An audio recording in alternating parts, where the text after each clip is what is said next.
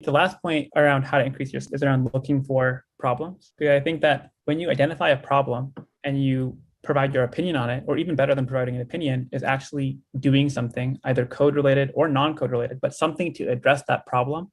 And it improves the lives of either your teammates or the end users, such that now your team can hit the goal that they set out because you moved some metric.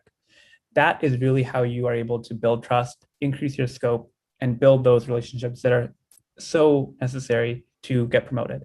If you're at a high growth tech company, like many people want to be in those roles, I think this is actually a reason why you want to be in one of those roles, is because if you're at FANG or if you're at a high growth tech company, there will always be problems.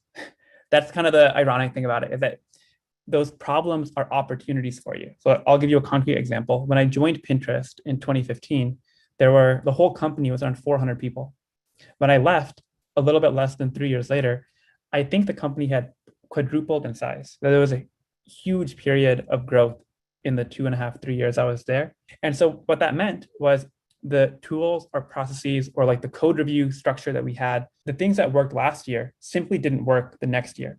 As a junior engineer or senior engineer, whoever you are, if you can call out that, hey, this thing that was working is no longer working, and here's my thought about how to fix it. I'm going to implement it. I'm going to get feedback on it. I'm going to actually land that change. That is really how you're able to build up trust and then increase your scope. If you're at a company where you feel like things are stagnant, there are not enough problems to tackle, that's actually a sign that you're not in the right company. So either you should be actively looking for another job, or you should try and find opportunities to have that impact, to have that scope in your current company. And I think the beauty of companies like Pinterest or even companies like Google, it's so big, but still their headcount is like increasing 40, 50% year over year because they're doing so well, right? So that's the kind of company that you want to work at, I think, in terms of career growth.